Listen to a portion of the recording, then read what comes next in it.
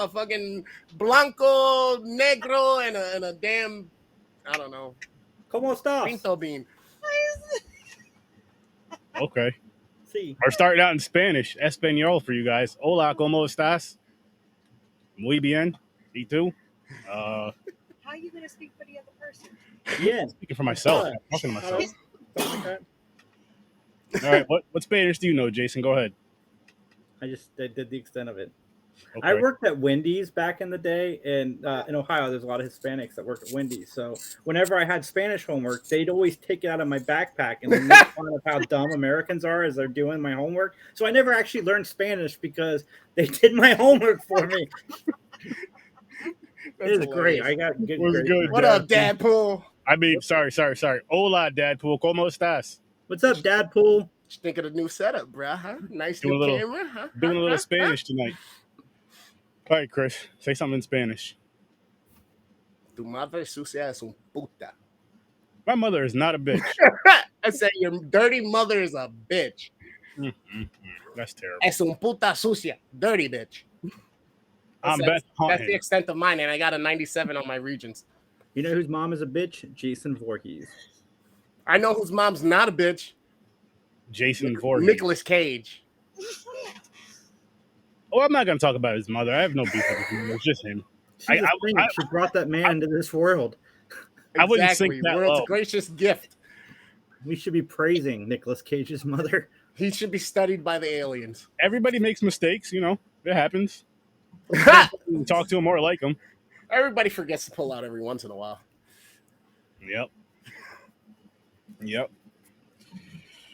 Whew. That Really just got quick, awkward. Quiet. No, I was gonna say let's dive into Vengeance 1 reviews because we didn't give our reviews last week. Completely forgot. So Juan. Oh, hold on. I have said before that the Vengeance movies are some of my favorite fan films, period, of any type of fan film.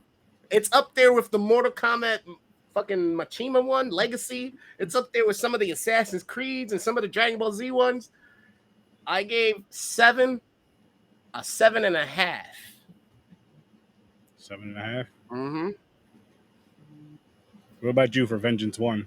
I would give this one an 8. I like Vengeance 1 a lot. Like I said, Friday the 13th 6 is my favorite, and this is a continuation of that. So they've already got me. They've already got my money. I wish that I could give them more money. I'm sure you can. Which I want to get these. I want to get these on Blu-ray, Vengeance 1 and 2, because I do not have these. So let a brother know where he can get these, please, because I need these. I do. And I'm gonna give this one. I'm with you as far as part 1 goes. I'm gonna give it an 8 as well.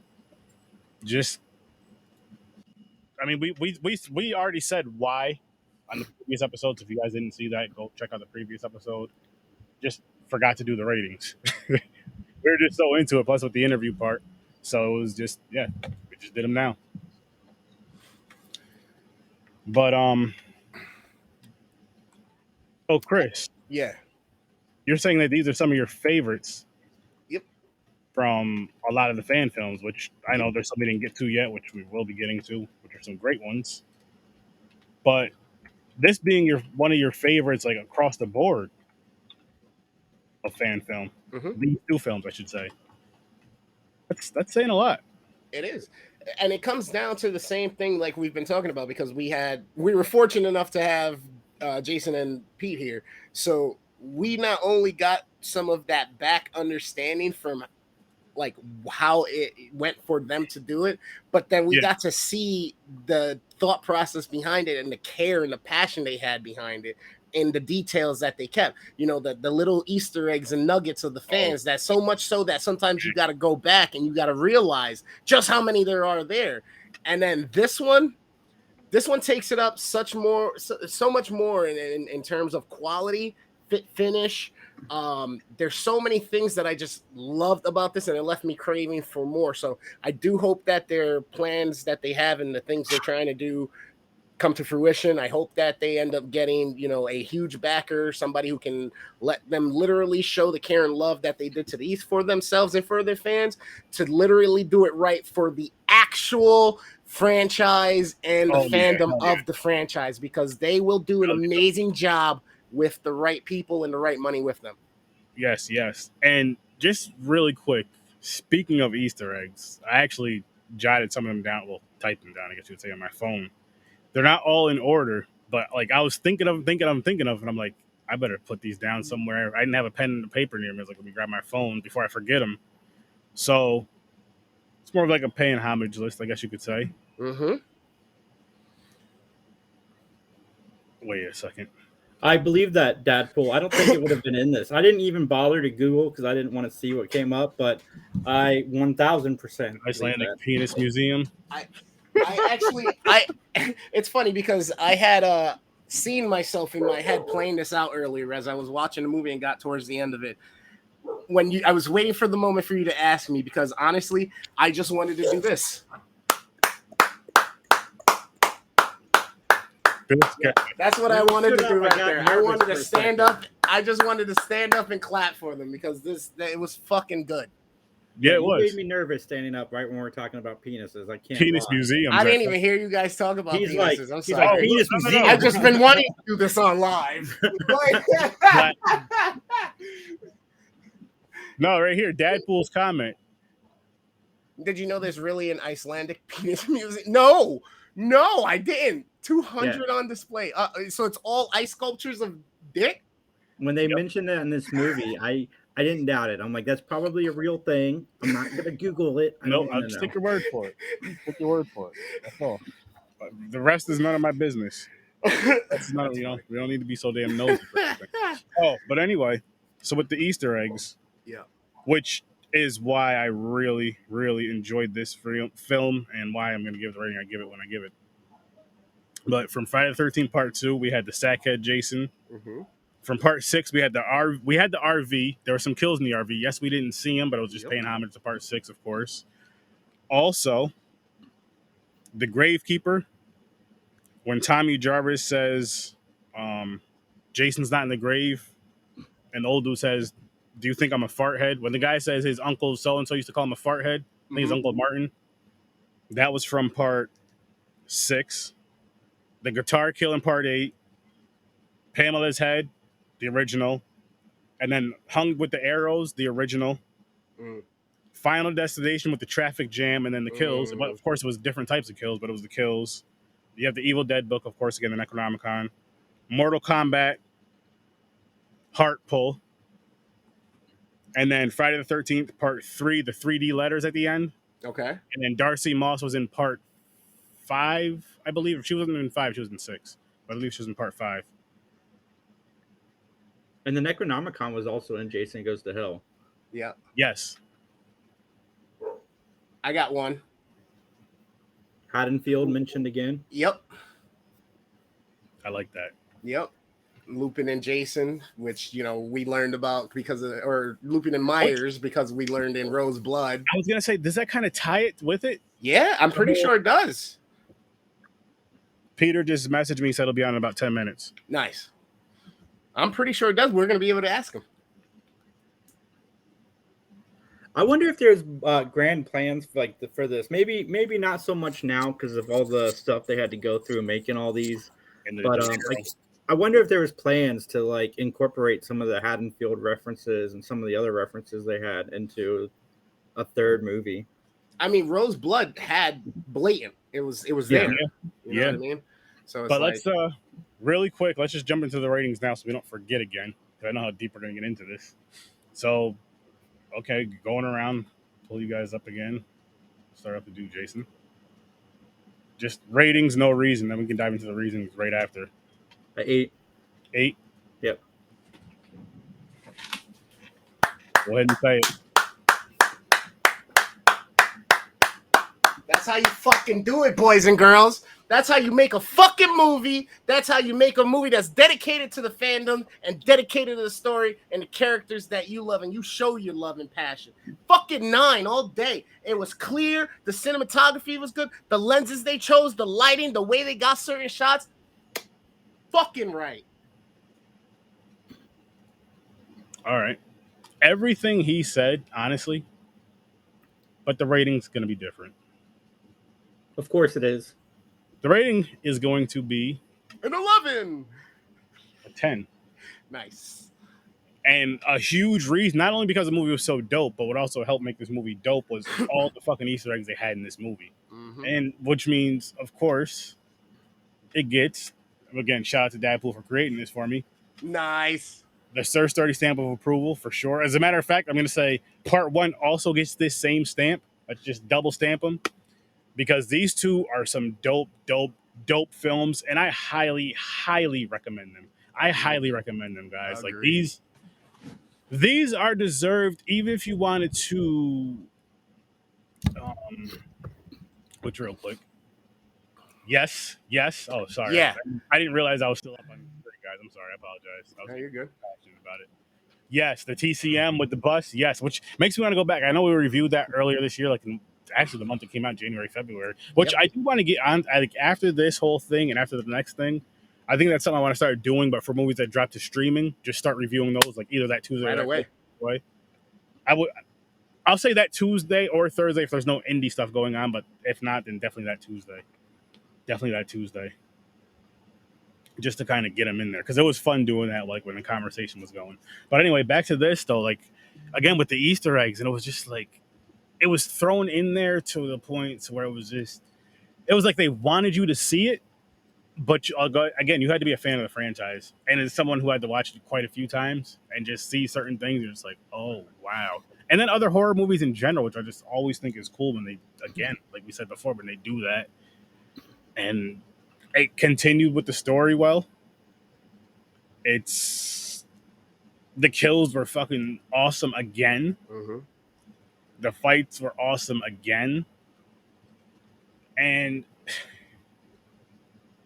I that's why I gave it a 10. That's why I gave it the stamp, guys. Like I just really freaking enjoyed this movie. And it made me want to see a third one. Mm-hmm. It made me want to see a third one. Yes, he was, Dadpool. I wish I had the comments so I could see them on my screen. Yeah, and I think that's the thing too, is it would pull them in for you. Wait, you can't see them if you're on the restream screen, you should be able to see them. Not when you go full screen. Yeah, Vengeance 2 is definitely a really fun movie. Same here, man. Bro, this thing, Savage Beast. absolutely, and that plays into it. But just the clarity in this video, they did so much detail work on things to choose how to get the lighting for certain shots right, like the lenses they chose. Like I can see it, like I know they fucking like the amount of fucking work and then in post, whoever did their fucking color grading and their editing and their chop, like bro. Mm-hmm. From an impact of a kill to a scene looking at something else like a beer case falling to the blood to him killing somebody else, like the pace was perfect and every scene looked like it was all done together, and they did a great job making it seem like there's no editing issues, there's no color grading issues, everything is so crisp, so clean, and that plays into it because they're so well making it campy as well, but making it brutal and visceral, and also Jason, and then you having this music that they had to help complement it in all these different scenes and give that driving force behind the emotion or the suspense or the visceralness of his kill. They did a great job. They did a fucking phenomenal job with this. Okay. Yeah, I liked Tommy Jarvis came in at the right moment too. Perfect fucking moment. And then I just had to pull this up because look how good that mask is, man. Mm-hmm. Look how good that fucking mask is. That's really close to that's part 6. That's fucking part 6, if you ask me. That's awesome. Yeah, I love the bag over the head element too. Yes. That made me so happy. Yes. They just again They did set the out to fans do a service. something and they nailed it. They did the fans a service, and that's why I think it should be on. I mean, I get why, in a sense, why it can bother you with the whole fan film, but I think I can see why it can be an honor as well because it's like this is what we actually want to see. Mm-hmm. And you gave it to us. Yeah, I don't understand that mentality and saying, "Oh, it's just a fan film." Yes, most of them are lower quality, but yes, as long as the context is good, the writing is good, or the people in it are good, it really doesn't matter if you have a fucking clear camera or not. As long as you can see it and get the story across, and if it's a good story and things are good with pacing, your sound is all right. Yeah, it's gonna compensate for itself. Good is always gonna be good. and on top of that, a lot of times when they're that good, to where it's like it's literally just a finance thing. That's when they do the Indiegogo, so where they can get the better equipment, or they do what they got to do, or make money, or how they got to make money to get that better equipment, and then you see them with that better equipment telling that same story, and you're like, oh shit. On the opposite end, sorry, Jay.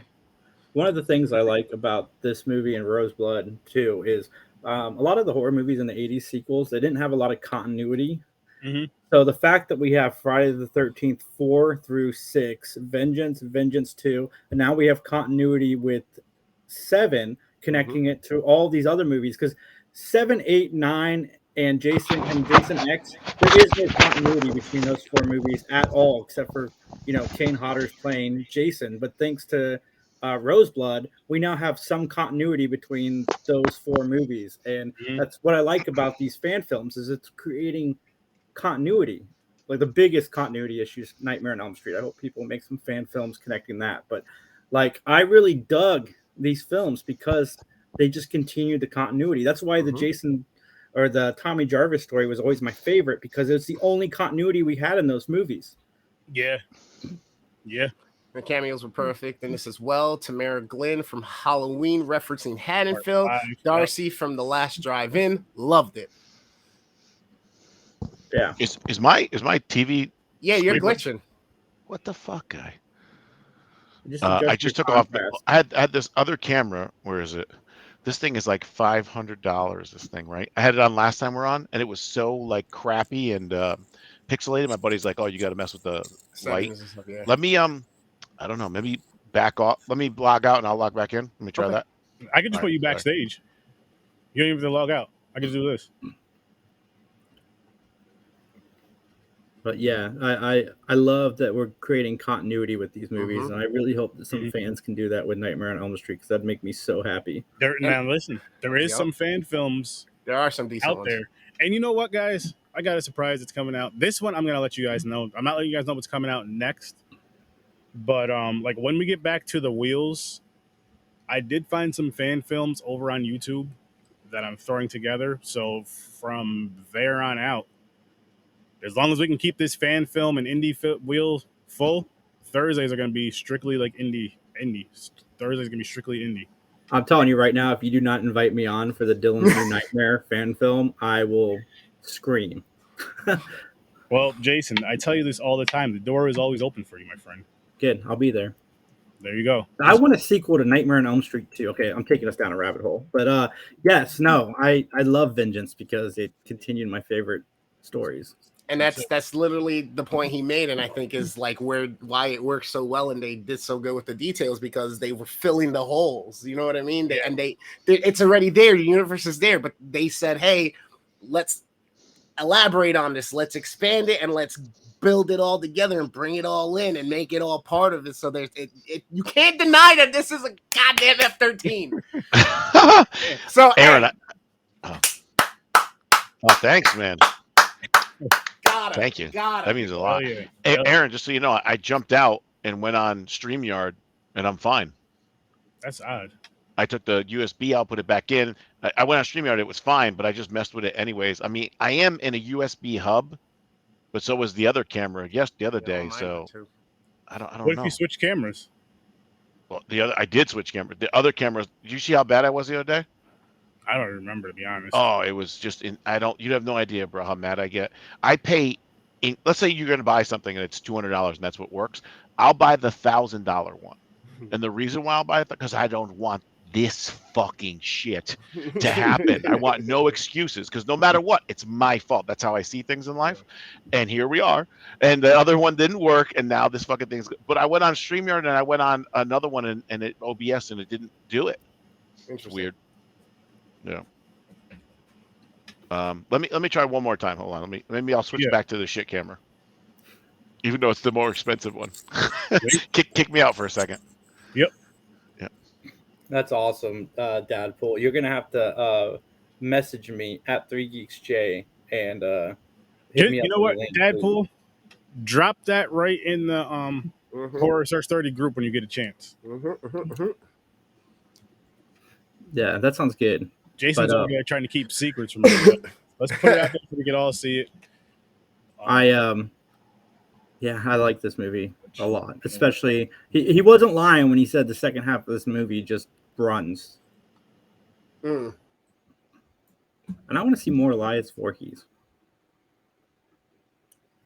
I hope that the Crystal Lake show touches on him a little bit, since it is a quote unquote a prequel. Yeah, I mean, I don't know. I didn't care. You didn't care. No, the Elias thing, like, it was like a different direction, because, you know, we're used to the mom situation, and everybody's, I'm sure at some point was always like, well, what happened to the dad? Who knows? He was in a car accident, he fucking died. He got drunk one night, never came back home. He went for milk. Who fucking cares? Jason's still drowned. He comes back. He kills because his mom dies. We don't need to know about the dad. I'm not mad about it, though. I thought it was pretty cool that they added him in. Yeah, no, I'm not mad that they did. It just gives you a whole nother thing, like I said. But yeah, it just wasn't something I absolutely needed in my life. It was just, I'm just now glad that they did it, because now it just gave me something else.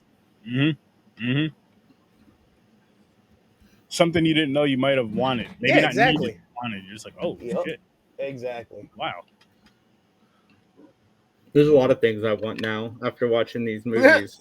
These last 3 movies is I want a Halloween Friday the 13th crossover.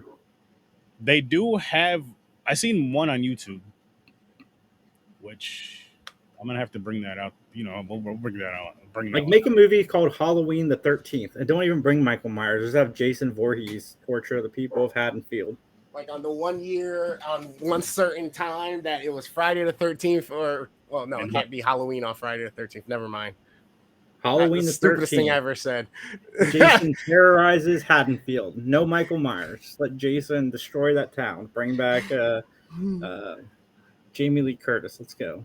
See, what happened was, because the MCU's timeline rift and shit, Michael ended up in a Friday the 13th fucking realm, and he was mad that it wasn't him that was the evil one killing, and it didn't happen on Halloween. It was the reverse, so he goes after Jason of that timeline. Boom. Thank you, good sir. And my wife posted the group. If you are not in the Horror Search 30 group, go ahead and jump on in. Yeah, yurt. But man, this shit was just awesome. This shit was just awesome. Like, and this made these movies. I'll say these past, well, because I've seen all 4 of them now. These past 4 movies is what made me really push the whole. Fuck it, call it October the 13th. There you go. What's good, Matt? If you're free, I know you've seen Vengeance 2 probably like 47 times. I can easily send you a link. You let me know. I really had fun with this. I really did. Yeah. Yeah. Like, they did more than you expected. They did more than you expected. And I'll be honest with you. I think I was a little, by the end of this one, I was a little bit more excited and a little bit more like yes than. I'm trying to think if I recall being that excited watching any of the actual original franchise. Now, don't get me wrong. I like the original franchise and it's classic, but I don't ever remember me being hyped. Like, and the pace of those kills and everything that was happening. Like, I was glued and I was like, oh shit. Oh shit.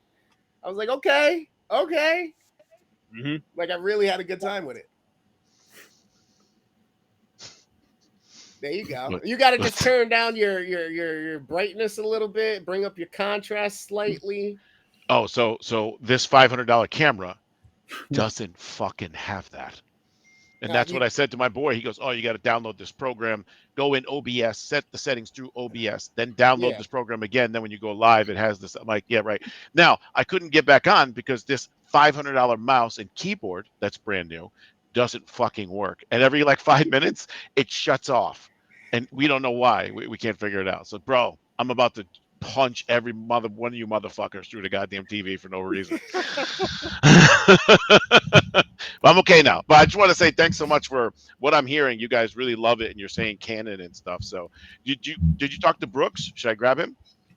I sent him the link. I talked to him a little bit. Well, actually, I didn't talk to him too much earlier. I did send him the link. I don't know if he's busy or not, though. Did anyone catch the Wilhelm scream? No, I did not. I did not. So where did we leave off? Matt said he loved Roseblood. Do you have a light on in front of you, Jason? Peter? I'm sorry, Peter. Yeah. No, just the computer monitor. Okay. And it's pretty dark in here. Yeah. It just looks super light. See, like if I go like that, that's really how dark it is in my room. Gotcha. Yeah. Yeah. It has like ISO its own on little that light thing. Yeah. Oh, okay. Adjust it down a little bit or anything, or no? Say again? Can you adjust that down a little bit or no? There's no adjusting on the camera. Zero. On this other one there was. On the little shit one, it doesn't work on this thing. Bro, I tell you, it just drives me crazy. Let me see if I can get Brooks. So, sorry, where did we leave off? You guys watched the movie last night or the night before? I literally just got done right before I hit fucking live. I couldn't wait. I watched it yesterday. What did so Jason? What give me like a 1 through 10? I think it's way better than 1. What do you think? I would say I give it about an 8. I was just telling the guys, like you said, continuity. And one of the things I like about this and Roseblood is, especially Roseblood, Jason, Friday the 13th, 7, 8, 9, and 10 have no continuity between the movie except for Kane. You created continuity between those movies by connecting them. And I really, really like that. And with Vengeance, I like the fact that he continued the only continuity we really had in Friday the 13th, which was Tommy Jarvis. I'm glad that we got to see that all the way through. So, yeah, I'm really digging these fan films. Thanks. And I hate calling them that. I love when people say that. Yeah. There he is. What's up? Sir. Hello. Hello. Sorry we're a little bit late. We got caught up. We have our first makeup line launch just happened, so it was a little bit chaotic, but yeah. Congratulations. Congrats. Thank you. Thank you. Right. Hey, is the Roseblood thing still in there, Jason? That one's not released yet. Okay. All right. Coming. All right. These guys were, I mean, they can go on, but they were saying that they love that it's basically canon. They love the continuity. And Jason Taylor just said he liked it better than 1. Correct, Jason? Yeah, I did. Oh, thank you so much. Especially Really like you said, the last 45 minutes or so, it's balls to the wall. Oh yeah, it is the halfway mark, and it just runs. And thank you for letting me know about the Penis Museum. I did not Google after to find out if it was a real thing. I didn't care, but somebody in our chat did say it was real. What he did do was play in a trick. He already got his tickets. Oh yeah. Going with him. A lot of people said that. A lot of people said they're going to go out just to go see it. It's an excuse to go to Iceland. So, but imagine that somebody's in the museum. I know this dick. Right? Oh man, that's awesome. What about Worstam? What'd you think? I think this is like a swan song of movie making from your guys' perspective, like the attention to detail. I was going on about the lighting, the choice and framing of the fucking scenes. I was talking about the music you use, the post-production. It fucking blew my mind how detail-oriented it was and how great this is. And there's some movies that are big blockbuster movies that are kind of on par with the like final cut that you got out of this thing. And I was just telling them also, the last thing I said was, I now am trying to think back, and I don't remember watching any of the original franchise and being hyped as I'm watching it.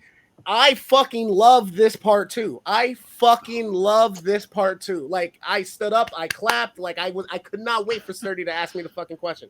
Because when it comes to film photography, audio, when it comes to like cinematography and framing things and trying to get the best shot, I can just know I can appreciate it. I know how hard that is, and I know it takes certain people with patience and the time on their hands to do it. And chef's kiss to it.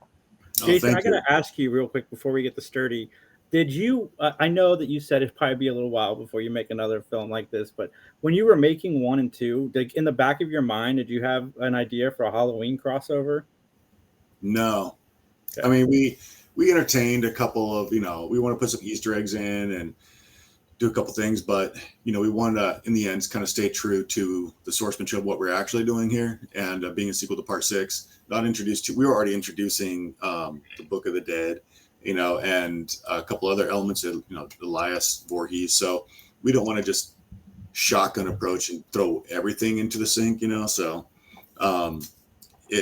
but having, Tamara Glenn on in part 2 from Halloween 5, I want to make some kind of call out. She chose to wear the red shirt to pay homage to her character from Halloween 5. And then I didn't want to go too far. So we just put the Haddonfield comment in there just because if you know, and otherwise if you don't, then we're not shoving it in your face. I like to go all the way, shoving it in your face. Jason's more subtle than me. Although the Elias taking Jason out of the lake is ballsy. I love it. Yeah. I mean, there's a big gap, right? And, Jason drowned, the body was never found. Why? But yet here he is alive, and having Elias go and find his body and bring him back. It's almost like Pet Cemetery.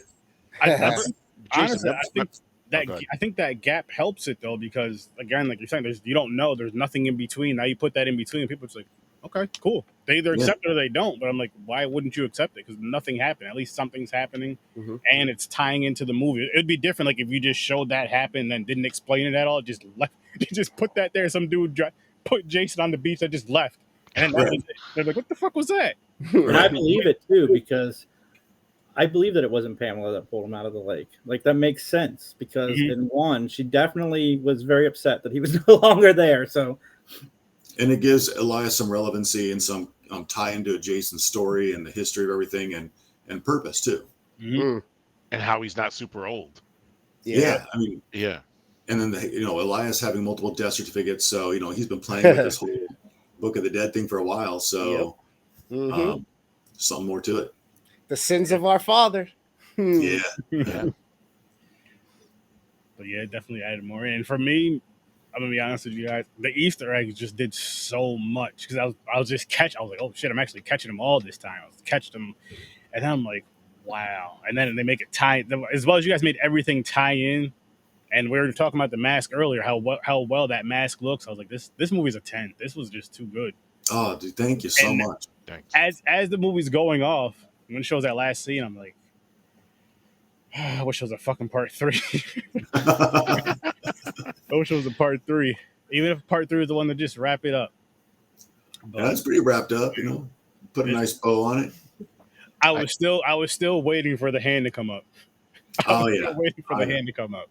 We did have an alternate ending that we were going to put in the post credit scenes, and it had basically Tom McLaughlin as the gravekeeper walking with a wheelbarrow. It's going to be in the Blu-ray DVD deleted scenes, but walking with a wheelbarrow and seeing that the grave was dug up, already gone, and then he looks over and Jason stands up, turns around wearing that new mask from the part 5 concept one, and then the dead Pamela Voorhees, contortionist was coming out and puts the hand on the shoulder and like, that's my special boy, and cut to black.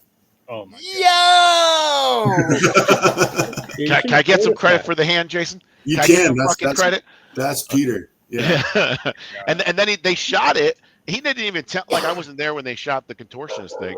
And then he's like, it didn't work. I agree though. The other ending's way better. But I definitely want to see that. Me too. Yeah, and the thing is, we had a makeup artist who was going to come in with full body paint and all his prosthetics and stuff, and then it didn't happen. And so Naomi and I spent like 5 hours body painting this amazing contortionist actress, Emma Weber, and she sat through the whole thing. We did some out of kit stuff, and we got up there. We had the costume, the wardrobe, everything, but then it just looked flat, and you could kind of tell it was like a 20-something young woman. The body, it just didn't have the texture we needed.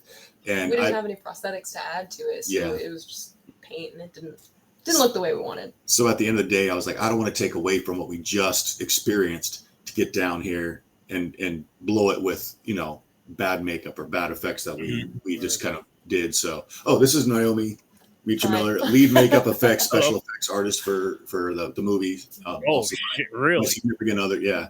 Wow. So that amazing work. Thank you. Amazing work. Yep. And Jason, I'm pretty mad that you had a 20-year-old very skinny girl on set, and you didn't have me come that day because you know me. You know I like the skinny ones. Yeah, you know. That was on purpose. Yeah, I was gonna say that was probably on purpose. You're like, we got to get this movie out, so let's make sure we work. Pete's the not schedule. allowed. I mean, to be fair, our entire cast is gorgeous. I think you know, everyone's just, we got lucky and a lot of beautiful people.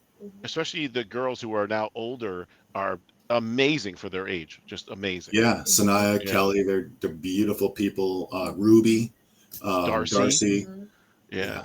We got Tamara, all these amazing women. So I got a question. What's it like approaching an actress or actor for a nude scene? I don't know. Ask him. Yeah. He's the king of that. Yeah, we work a lot with special effects, so we work around that a lot. I used to do a lot of boudoir photography like 20-something years ago as well.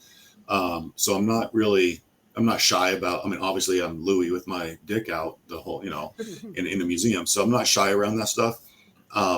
But when you approach an actress, you kind of have to know your audience also. Like, have they done it before? Do you think they'd be comfortable? And just kind of a private conversation way ahead of time. Kind of explain like, hey, you know, this particular scene, we'd also put it in the description when you're casting to say this scene does require nudity, toplessness, or full nudity, whatever. Okay. And then you, once they agree and you get them cast, you have that secondary conversation to say, hey, you know, are you willing? You're able, and you know, here's what it is. Here's what's going to be. It's going to be a closed set. These people will be there. These people won't, and all that. But when it comes to Diana Prince, for like the morgue scene, we've been friends for a long time, and I was like, hey, you know, do you want to come back on screen, be a naked dead body next to me? We'll both be naked in the morgue together, and that's what it is. And she's like, yeah, I'd love to. So we'll do a bunch of gross makeup on you, because we missed out on doing that with her the first one, so she was looking forward to coming back and do that. So I didn't even get to see her naked because I got these goddamn white contacts in, and again, I'm blind the whole time. They're walking my hand around. I didn't even see any of it. What the fuck?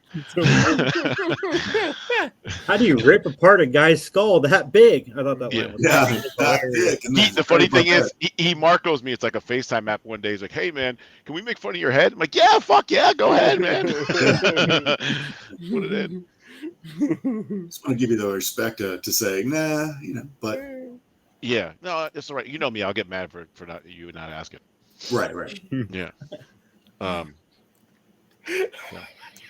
Did you guys know? I don't know if you knew this too. The little boy that sacked Jason, that's Steve Dash's grandson. Oh wow. Yeah. We got him on set or Jason got him on set with the whole family. Naomi's the one who did the makeup on him for all those hours you were talking about the other day. Yeah. He was incredible. He was like, what, 15, 16? And he sat through 4 or 5 hours of prosthetic makeup like a champ. Like, better than some adults. He was just phenomenal. And that was something I knew I wanted to do. And I didn't know if you guys already covered that before I got on, but I knew I wanted to have him on there. Because when I was working with Steve Dash before he passed away at his house, he loved his grandkids like more than life, and would always talk about them. He's very much a family man, and David is Steve's biggest fan, and he was a big Vengeance fan. And David was like, I'd love to follow my grandfather's footsteps, but I'm too short. I'm never gonna be that tall. Jason's now or like over 6 foot tall, and so I'll never have that opportunity. And that just kind of sat with me. It was a little bit sad, like how passionate he was, how much support, how much he loved his grandfather, how much and so when I was talking about this flashback, I was like, I have to get David to play Jason, to play young Jason, because that's the time he can do it, and it'll work. And so I reached out to his mom, Sandy, and said, hey, here's what I'm thinking. Would you guys want to do that? And they were like, oh my God, that would be incredible. Absolutely. So it was really amazing. And getting him in that costume, we tried to get as accurate as we could, get in the overalls and that sack. And as we did that, everyone there in that moment, once we put the sack on his head, there was not a dry eye on set. It very emotional moment for the family, for the crew. It was Oh, a I very wonderful moment. His daughter is Steve's daughter is Sandy. So Sandy's there with her significant other, and then all of us around. And as soon as he puts this, I'm getting goosebumps, bro. As soon as he puts the sack on, Sandy starts to cry to remember her father. And then everybody just got like weepy eyed. It was, I'm getting goosebumps again, man. It was like a moment that it blow your mind, dude. It was just something you knew that Jason did something special, like by bringing them there, putting him in the sack and paying. And then when he lifts the machete up, holy cow, dude, that was like the best, one of the best moments of my life. When he turned to the camera and you see that eye, and we all saw Steve's eye in there. And, that's great, dude. That's awesome. That's like this movie was meant to be, man. This movie was meant to be. I'm telling you. Yeah, it definitely was. It definitely that was like maybe I'm putting words in your mouth, Jason, but that was like Jason's way of saying thank you to the family for Steve. It was like an homage. Oh yeah. And I also always wanted to have that funeral eulogy at the end that was paying tribute to Steve and to Steve's character. So it had this kind of duality where it paid homage to both at the same time, and then bookends the movie because he was such a huge supporter of us in the film. It was his last film, and he, it was just Steve meant a lot to us. So he was awesome. Yeah. Also, some amazing acting by Naomi sitting in a chair during the eulogy for about a second. Yeah, you can good see. job. Yeah, and I'm in there. And Naomi also played young Jason in a couple scenes when David had to go home. I did. So we had to film it on 2 different days. So I'm actually the one dressed as Elias putting the sack on David's head. But then when CJ was in town, we didn't have David. So CJ is putting the mask on Naomi. Yeah. Oh, wow. Wow. Yeah. That's cool, too, though. That's awesome. Yeah. That's cool, too, though.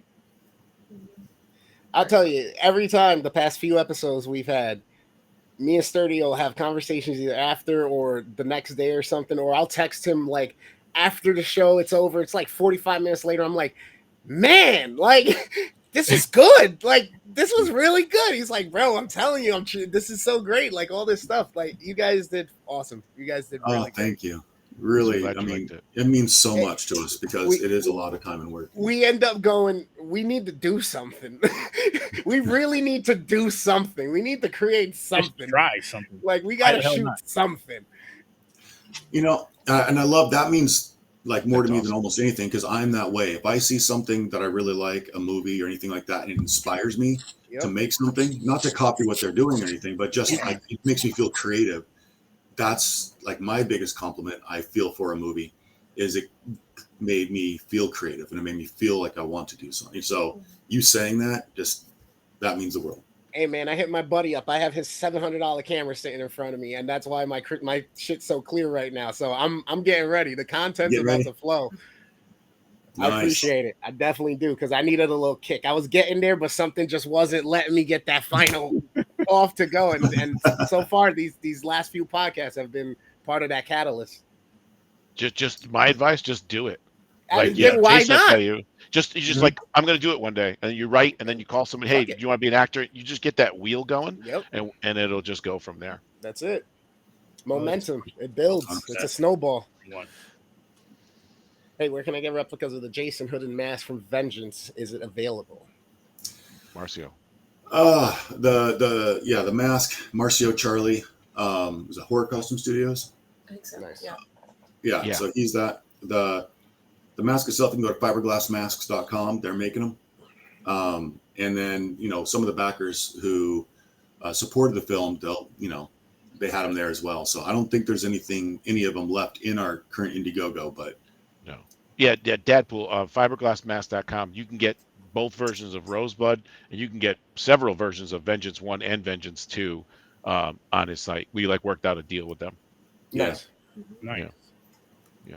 My son's the one who made all the stunt masks in the first one. A guy named Brian Hargrave made the original hero. Then my son made all the plastic stunt ones after that. And then for Vengeance 2, my son made all of those. So he's burned out. He's like, Dad, I'm done. I've made 75 fucking masks. I'm over it. So yeah, but fiberglass masks, can't go wrong there. No, that's so. And they're super thick. They're fiberglass. Like the Rosebud one. I know what's the original one, Jason? It's plastic 62 or 06. There's some name for what the plastic is in all the regular masks. Oh, the ABS plastic. Yeah, but there's a number to it if you get crazy. But you couldn't have made the Roseblood one with that, because if you hold the Roseblood one, you could take your fingernail and put it in the crack because it's so thick, the fiberglass. But if you did that to a regular mask, you'd cut it in half. So, and I just all my like 90% of my masks are that guy. They're crazy expensive, but they're just so good. Yeah. Yeah, he does. So let's say part 6 had Italian leather with a certain lock, whatever. That's what's on the mask. If it's straps, it's straps. If it's leather with belts, it's the whatever it was is what he does. That's awesome. Yeah, That's a damn good job. yeah. He's my favorite. Sturdy was just saying before how much he loved this mask in this one. Yeah. I said it. Oh, thank you. That excellent job. Just everything about it. Again, the look, the attitude of Jason. This one definitely more aggressive than in the first one, which I love. Yeah. And I wanted to have a different look for Jason in this one than Vengeance 1 and make it a little bit more angry and mean and darker. And so, I mean, that's where the fire scene came from. Was like, well, how can I evolve this costume and do something to it without having a major battle in the front? And I was like, oh, well, just have him kill Paul Taylor, Pinhead, in the fire, you know, and then it'll burn and we'll do a cool fire stunt and then have it burn up the costume, make the mask a little bit darker with the soot. And so that's how we came up with that. And that's another thing. We never talk about this, but how many fan film Jasons do daytime killing like that? Not too many, because their Jason just doesn't look that good. But Jason's costume is insane with the tendons and all the shit going on in there. And in the daytime, he looks just as scary, which is very, very hard to do because you can't hide anything. Yeah. Oh, by the way, Jason, I found the video of I got to put it up, of you throwing the stop sign. Yeah. I filmed it with my camera. I don't know if you remember, it was on behind the scenes somewhere or something. Someone's like, oh, you got closer and threw the stop sign. I said, no, he threw it from the hill. Like, someone's like, there's no way he could have done it. I'm like, I was right there, bro. I seen him throw the stop. Would you throw it like 40 feet, 30 feet? Well, I mean, that's how close the car was. I had to throw it that far, right? Yeah, at least in the air, which is impressive. And you can't see shit. It was pretty impressive. No, I didn't know that was an issue that people had. That yeah, some guy, he didn't believe that you really did it. I'm like, I'm not lying, dude. I was right there. Really? You threw it. Yeah. So how long did it take you guys to film this one? This one was 18 days. Yeah. 18 days of principal. Then we had another couple days of. Well, it was like 14 of principal. Oh, okay. And then 18 total. Oh, gotcha. Yeah. So Something about like 18. Gotcha. And on location, like where were you? Because some of the scenery and some of these like the sunrises and the cars driving through the hills with the trees and the way the light was coming through. I'm telling you, like, I'm in love with the cinematography on this one. Like, thank you. Most of that was done on our producer's property, Sean Lutzis. Him and his amazing, beautiful family have been kind enough to let us film a lot of stuff and tear their shit up. Nice. And so we've done that. The church was on his property. He built that. Well, that was the original cabin from the first movie. And then we took that thing and we made it a cabin. Then we also turned it into the redneck, stoner house. And we changed that into something else. And then we went and I was like, I want something different. So I was like, can we just make it a church? And I created a little bit of a design, a blueprint. And Sean's team went and just built that for us. And so two things on that too. It was also Roseblood wise. It's when the girl gets cut in half. That's in there. Oh, yeah. When Jason falls through the wall into the vortex. That was in there. And then we also want to stab Brent Edgett. Yeah, that's true there. But Jason is just phenomenal. The way he painted it and dressed it was amazing. And then I think it was your idea, Jason, to get like the colored glass from like church glass, and then Sean went out and got it and they put it in and they shot a red light through one and a blue through another. And man, that it just looked amazing. Like you were saying, Worst Damn, it was just different level. Yeah, it was all set design. Yeah. Yeah. You could definitely tell that there was a lot of passion put into this movie. It wasn't just like, we're going to make a movie and we want a bunch of people to watch it. It was like, no, we really want you to watch it. We want it to sit with you. We want it to be in the same, what's the word I'm looking for? Friday the 13th, like in that same thing. You're watching these, you're binging these. Canon. You're watching these with the originals. You're like, you know what? I'm just going to watch every single one of them, including the Vengeance films, including Rosebloods and so on and so forth. Like, just, I'm going to watch these fan films because they're so good. They're so entertaining. I want other people to see them as well. So I'm going to watch those, and I'm still going to go back and watch the ones that would get me into watching these in the first place because, the originals, which we all know and love. Oh, yeah. And I mean, just being fans, we want to see what we want to see. And so we have the opportunity to make it there and make it so and all that. So trying to make sure that everything and the sets and all that, it resemble the originals and have that same sort of feeling like you're back at Crystal Lake, wherever you're at. And I mean, the very first thing when Tom Matthews showed up, I was already on set filming. So I didn't get to greet him as he walked on, but they brought him to set in that church. And he walked in. The very first thing he said to me was, "Wow, your production design team is amazing. This is incredible. This looks so good." And I was like, "Thanks. That's just Naomi and I." Just say it's just you guys. Yeah, it's just you two. Went there on the 4th of July and we created that, set that up and all that. So, That's but it just, it's all important, every little bit. Because if you notice that it doesn't look right, that's bad. If you don't notice anything, that's great, because then you feel like you're in the experience. That's very true. And Jason's like humble too. So he did, if you look at the Mother's Shrine, like where everything is, I mean, that thing is spot on, dude. I know you don't see it that great, like at one shot, but he went in, he was Marco and me and Sean, like a FaceTime app. And like, what are you doing? He's like, "Oh, I went to Home Depot, got some foam. I got to do this thing." And then like within an hour or two of him, he made the whole fucking thing, and he painted it and had the candles on it and the mother's head and all kinds of shit like that. Just amazing. Just amazing. Yeah, that was done really, really well. Again, this whole movie, again, was Worst Dan was saying, with the cinematography, just everything about it. Just everything about it. Yeah, that was Cody Newton, the director of photography. He came in, he had an idea. He wanted to shoot Jason with the blue light to make Jason look very metallic and like Terminator robot metal was something. But he did everything there. And then with Elias, everything is orange and fire. And so we had this duality all the way up to the end with the fighting and stuff. And so you could always tell with Harry Manfredini's themes for Elias or theme for Jason, which I just have to take a moment again and geek out that Harry fucking Manfredini wrote a Friday the 13th Jason theme for my Jason. And he said it was the first Jason thing he's written. So it's that with the church bells and all that. And it just blew me away. Like, anyway, but having that, I don't know. I just feel so blessed and lucky to have been working with all these amazing people. I saw Harry at the camp, dude. He told me that I'm gonna do my rendition of him. He said to say hi. He's like, tell Jason I said hello. I said, okay, I'll tell him, dude. Right? Doesn't that sound like him? Yeah. He's a good dude. God. Jason and him like got drunk at like Seattle Crypticon or something one time, right? He told me the story. There's a couple pictures of us. That's where that was the first time I met Amy Steele and Adrian King. And I was in the green room back there, hanging out with some people. And then all of a sudden I hear, "Hey, Jason, come here." And I look over and it's Adrian King. And I was like, "You know my name?" And she's like, "Of course I do. I follow you on social media." And I was like, "Oh my God."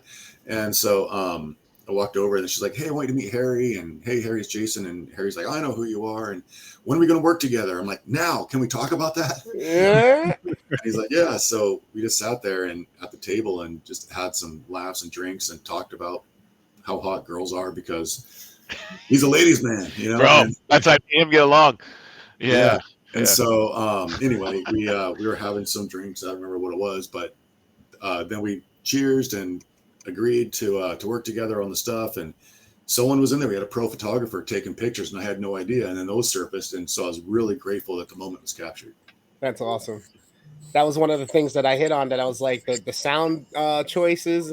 When you curate the right atmosphere with audio and build tension or give an emotion or shift an emotion, it just elevates so much more. And I was baffled by how much detail there is in this project. It takes it to a whole new level, because there's times where you're watching movies and they'll throw music in at the right time, but the wrong music, and it just takes away from the whole damn thing. Yeah. I'm over here like, this felt like a Friday the 13th film. Like, everything went with it. The same audio cues as far as sound effects or the shifts in the music or the tones in the music that was used for certain characters. And then now you're going to sit here and tell me that literally pretty much the father of horror fucking music pretty much helped you out with this. It's fucking awesome. Oh yeah, absolutely. It's like the synthwave king over here. Like, I think the culmination of it, Jason, you could jump on it too.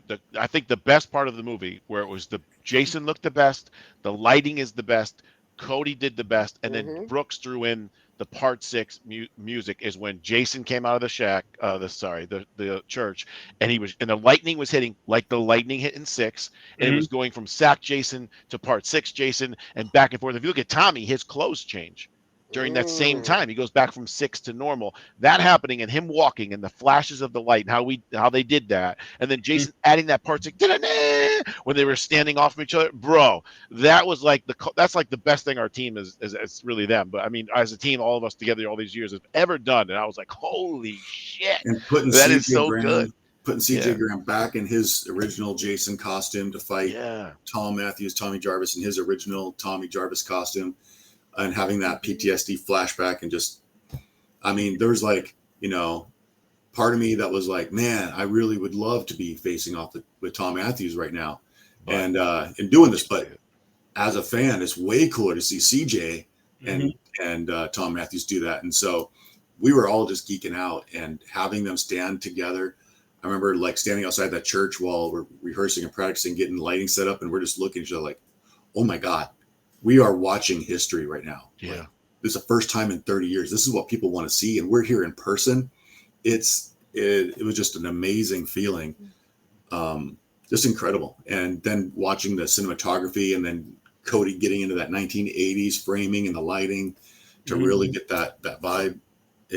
That's the team all come together and firing on all cylinders.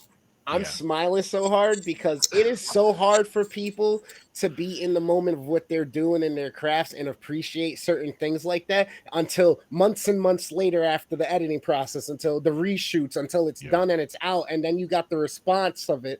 And then you sit back and you reflect. And that might be a year or two later. It's like, fuck. You know, but for you to be able to acknowledge that while you're still doing it and it still come out great and not have it sway you and have it be lesser because you feel like, holy shit, we're doing it or we did it, or it just means so much as another creator, man.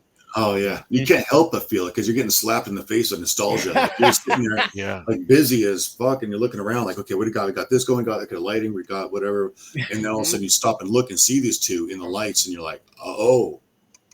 This is what we're doing. Like, and it's real. Yeah. Shit's real. Wake me up. Back to Cody as the DP. You know the scene where the truck dries up and hits Jason here, sack Jason, he goes rolling. Did you know that truck isn't even on, let alone moving? And Cody's like, remember, Jason said, I'm like, aren't you going to run the truck? You're like, no, I got it. I'm like, what do you mean? And the way Cody takes the camera and runs by the side of the car and flips it and swings it, and you think that truck is moving. You think Jason really gets hit by that truck, and he doesn't, even though he broke his ribs. But well, that was a different time. That was a different But yeah, I mean, that was the thing is like he on the right cue, I had to like throw myself on the thing and then fall back, roll, and then run and jump and tumble a bunch of times, but with a broken rib. And Kelly, man, and Kelly behind scenes. Oh my God, what's Kelly's character's name? I always forget it, Jason. Angelica. Yeah. I always mix them up. So Angelica, like you see her, she's like the nicest, sweetest little girl, right? And she's in there, we're like, okay, you got to get ready. Or Jason's like, you got to get ready for the truck or whatever. She's like, starts going ape shit in the truck and going right. And we're like, holy shit, she's totally getting into this. Even her stabbing, that stabbing scene, I'm sure Jason has it behind the scene. It's her on a bench with a bowl of blood. And she's just hitting the bowl and blood's coming back up. She was going ape shit on that thing. Yeah, she crazy. And I told her, because I wanted that in part 1 when she runs and jumps on me and starts stabbing. I wanted that aggressive, like just pounding and stuff. And it got cut down to like 2 stabs. And I'm like, well, we had our mask was all stabbed up and cut up and everything. It just didn't, I don't know. But I wanted it. So I'm like, I'm going to fucking do it in this movie. And I told her, and on that one too, when she stabbed me, she broke the knife on my chest, but still I wanted her to go harder. So I told her on this one, like, don't hold back. This is the only time I wore pads was because of the truck, hitting thing. And I was prepared to get hit by a truck. So I had my safety gear on and I was like, I still have it on right now. Just feel that stab. This is like a rubber stunt knife with the plastic handle. Just go for it. And don't hold back. I want you to take out all your aggression. Just go. And she's like, all right. And she did. She came running at me, tackled me, straddled me, and just started wailing on me. And that's where I broke the other rib. Bro. I dislocated my rib because she was she kind of got on the side and came at an angle and got right under the plate and then popped my ribs so that at the cartilage it just kind of popped in. But yeah, and then we put her on the bench for the other angle. When he said she straddled him, dude, when you watch it, like when I'm there behind the scenes, bro, she clam stamped him, bro. She just jumped with her legs wide open in the air and just bang, hit him with that and jumped on top of him with ape shit. She was crazy in that. I loved it. Yeah. That was a lot of it. I was like, miss, you Good know, because day I'm to be attracted Jason. to crazy girls. So I was like, I kind of like this, you know? Yeah. No, it was great. I mean, she is a very talented, athletic, gorgeous woman. And I mean, good day to be Jason. Yeah. Hey man, you gotta commit every scene. You gotta commit. Yes, you That's do. awesome. To really sell it, you do. And another thing which I didn't bring up, which I am going to bring up, is the emotion that everyone shows on their faces. I love it. Because it's one thing when you try to look scared or sad or whatever the scene is.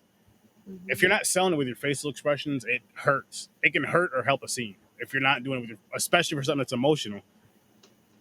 And you guys did great with that. The cast did great with that. As far as like looking scared when they need to look scared, looking tough when you need to look tough, and so on and so forth. Oh, I appreciate stuff like that. I know some people may think it's little things. I'm like, oh, that's a huge scene. I'd rather you fuck up on your line than fuck up with your facial expression, because I wouldn't know about that, but I know what your face looks like. I know what your body language is when I'm watching the movie, but I wouldn't know that you messed up on that line until I hear about it. And you know, in a conversation like this, and then it's like, oh wow, that's awesome. They messed up on that line. They kept it in the movie. Here's the behind the scenes line, whatever. But that right there is really, really important because again, it can make or break a scene. Thank you. And I mean, these guys can tell you, I've said it many times, I love body language. And so when I'm directing and watching the performance, it's for me 90% about body language. If you're looking stiff and rigid or whatever, it doesn't work, no matter how well you deliver the line. But yeah, and Kelly, with her performance, you feel everything she's feeling. If she's scared, you're feeling scared. If she's sad, you feel sad. And I mean, there's a couple of moments in there, like in the boathouse. Ooh, when Richie dies and you know have that reaction shot. I went in to go splatter the blood on her face, and I hadn't been in there for the first part of the scene. And I came in and saw her like hyperventilating and crying, and I was like, "Are you okay? Like, do I need to get someone?" I thought she was having a real life panic attack. She was like, "No, I'm fine. I'm just prepping for the scene." Oh, wow, that's awesome. Christ. And then at the end, when Jason's about to kill her, like slam her down with that. Oh, and Sanaya telling your sister and Sanaya, I love you. Yeah. Oh. That was awesome. And back to that point too, Jason. Remember when the cops were there, and she first showed up with her sister there, and the main cop there is messing with her, and she goes, ugh! She made that weird little stew. That was great. I love that. Cause it's not in the script, and then she just did it like that. Yeah, and also kudos to Jason too. I think he's really, really good at this. He gets it doesn't get brought up. I don't say he doesn't get credit for it. Him writing comedy into these is phenomenal. And my favorite line is with the stoners and the cops like, "We're not here for you and your shitty weed." And he goes, "Hey man, we ain't got no shitty weed." Oh, dude, I love it. Yeah, and it does those ebb and flows. Like he writes it in really good. I like the roller coaster. I like to bring you up and have you laugh to fuck you up and make you sad or make you scared or something. He doesn't care that you're calling his family degenerates, but if you call him he has shitty weed, he has a problem with you. Yeah. I mean, there is certain things you're like, well, they are degenerates, and this is not shitty weed. Yeah. Right. You gotta have your pride, right? That was good. Oh, that's awesome. Oh man, they aren't degenerates. Still some good weed, so I'm gonna defend this first. It's like you don't know, he might have some street cred to represent. You know what I mean? He might have the best in town. You can't be slandering his shit. You know what I mean?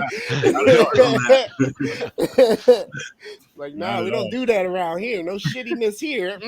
Nope. I do have two quick ads to play. All right. It's only like 10. Upstate, a celebration of games and the people who make them, is coming to New York's Tech Valley region. Visit oneupstate.com for more information. This one's a little longer. Hey, what's up? Peter Anthony here from Peter Anthony Productions.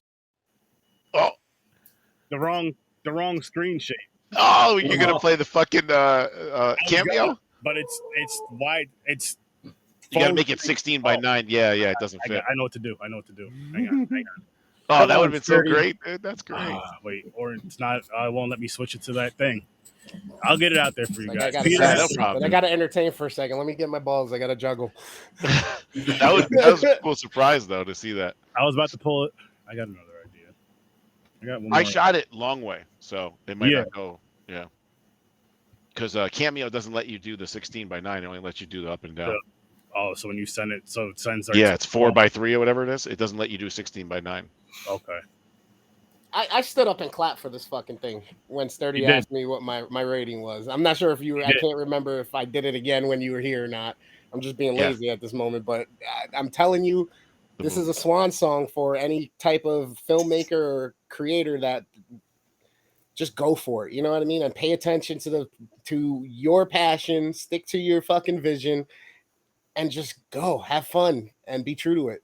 This is dope. I'm telling you, man. I'm telling you, you can see it. It comes through. That's the thing that gets me. That's what makes me so hyped about it. It comes through. Yeah, and you need Jason can tell you too. You need great people around you. Oh, Because no matter how great Jason is, he's not the same without Sean. Sean's not the same without Cody, so on and so forth. And we've been blessed with like our core crew to just have amazing people who care. But to also make sure he gets his flowers, we also need to understand that this doesn't happen without him there as well. You know what I mean? Yeah, So the same way everybody else is needed and involved, he's definitely needed as well. So take one cog out of the machine, the whole shit crumbles, right? Exactly. Oh, yeah, absolutely. And Guys, Jason was. Oh, hold on. Here we go. Found a way to do it. Look at that man beast right there. I can't believe we're doing this. Hey, we're going to the club tonight. Yeah, I got the pimp shirt on, bro. I'm Got too the ground sexy for beef the coming shirt. out the chest. Let me know if you guys. Yeah. Let me know if you guys can hear the sound when I hit. I've been lifting. Hey, what's up? Peter Anthony here from Peter Anthony Productions. hear that? The time has come where I have jumped onto Cameo. It's been a while. People have been asking. I've been getting requests, and it's about time to do it. Now that I've jumped in 100% with the movie business, I figure let's try it out. Well, what do you get when you do a Cameo with Peter Anthony? You can do anything. We can do gender reveals. Is it going to be a boy or a girl? Let me see here. It's a boy. Congratulations, it's a boy. That's right. We can do a gender reveal for you. Breakups. I can send a message to your significant other, either good or bad. Hey, man, I heard about you and your girl. Yeah, someone just told me that you and your girl split up and stuff. I just wanted to say, fucking awesome, bro. You don't need her anyways, bro. Forget about her. I just got a hit up from this girl right here. Jen. Yeah, Jenny says she's from the block and everything. Don't worry about the new one, bro. We got some good pastures ahead of us. I would love to do a happy birthday video for anyone from young kids to older kids. Just tell me what to say, and I'll say it. Hey, Autumn, it's Peter Anthony, director, writer, producer. I just wanted to reach out and say happy birthday. This is that part happy two. 19th birthday. Yo, Bobby, man. I just want to say happy birthday. Happy birthday. I heard it's your 21st birthday. Awesome, yeah. Have a good time. Shout out from Peter Anthony. I'm in like prison right now. They got me for some bullshit again. But I'm gonna break out real soon. We got this hole. We're digging this hole right here. I'm gonna see you soon. I'm gonna see you soon. I gotta go. Happy birthday, bro. Happy birthday. Whatever you write, I'll say it. Hey, Karen, you stupid fucking twat bitch. Fucking motherfucking bitch twat. I never liked you anyways. Yeah. Marriages. I can give you congratulations on marriages, or I can give you, holy shit, you need to run. Anne-Marie, there's still time to get out while you can. We'll have fun doing this. Thanks so much for supporting me. Peter Anthony on Cameo. See you soon. I'll happily run that out for you on my show. Oh, dude, I sent that to Brooks before I went live with it. That was fucking hilarious. Oh, man. Dude, that's 20 minutes. That's just me running room to room, changing outfits. Yeah, when I first seen that I watched it earlier. I was like, "Oh my god, this shit is funny." And that message, I was like, "Yo, you have to send me that so I can play it tonight." I forgot that you asked for it. That's right. Oh, that was great. I just didn't know it was gonna play like that in the video thing. If I had known that, what I would have did was downloaded it and dropped it in the video and just not stretched the video out, but made the video look. You know what I mean? Yeah. Yeah, the blurry thing in the background. Yeah, just throw something random in the background of it, just so. Yeah. But still, that shit was fucking. That orange I'm wearing is the prisoner orange from Vengeance 1 and 2. That's the outfit. I like that. Yeah. I like that. That shit.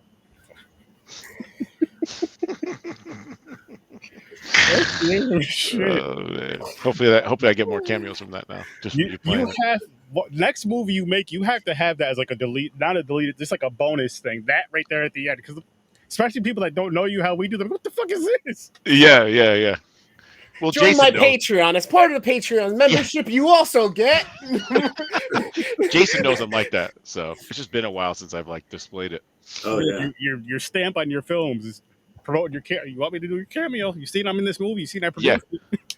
I usually get little videos like that from Peter every once in a while, busting my balls about the girls I've been with or the things I do are being like too quiet and low energy with. Oh yeah. I'll do him talking and I'll start drooling all over myself because I make fun of him that he's low energy, and then he'll do my crackhead version when I hit him up.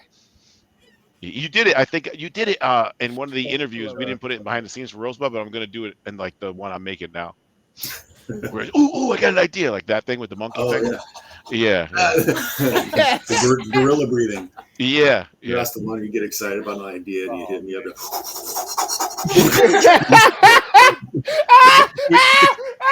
That's it. He's not even exaggerating. Like that's really it. Yeah. It's funny. So I'll tell you a story. At the end of Vengeance 2, like me and Jason kind of wrote Vengeance 2 in the beginning, but then he scrapped a lot of it. But some of those ideas are still in the movie. But we were trying to come up with an ending, me, him, and Sean. And I must have came up with how many, Jason? 10 or 15 endings at the end. And he kept saying no. And then I'd be like, fuck you, dude. Fine. And I'd hang up and I'd come back. Oh, how about this? And I'd shoot another one in and go over it. And he'd be like, he never used any of them. No, you're like, no, dude, I swear to God, it has to be like a 2-story guillotine that's cut both their heads off. That's the only option. There's no other way. I thought about every single fucking option here. There is nothing else. That's the only way. I'm like, no, I don't like the guillotine idea. It's like, no, that's the only thing. And also, you know what it was, Aaron? What it was is Elias. The ending was different than what Jason ended up going with. Anyways, they were supposed to fight inside and be different, and I was gonna have them fall on the table, and the gravestone that Tommy was making for them was gonna be up, like hoisted up, because it makes sense in a barn with a rope, right? And when they hit the table, the stone was gonna come down and decapitate. Was it Elias or Jason? Both of them. And then when it hit, it was going to crack and land just like the crack was in 6. And it was going to say, here lies Elias and Jason split with the tombstone while their heads were missing. And I was like, that's the fucking best idea ever. And he's like, fuck you, it sucks. I'm like, whatever. And then we did our ending with Tommy Jarvis. No, your ending was we didn't have that though. we didn't have Tommy at that point. So you got to give some credit. Yeah. But that ending destroys anything ever. That see that right there would make a hilarious thing for, again, extra things in DVDs and Blu-rays where you just even if you guys just write a skit of you throwing him crazy idea and you don't use any of them.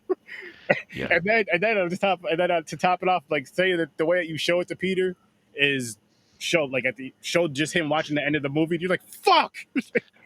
Storm off, man. Dude, Jason, I found the one with the mother's hand. Aaron, I'll send it to you, bro. You'll piss yourself.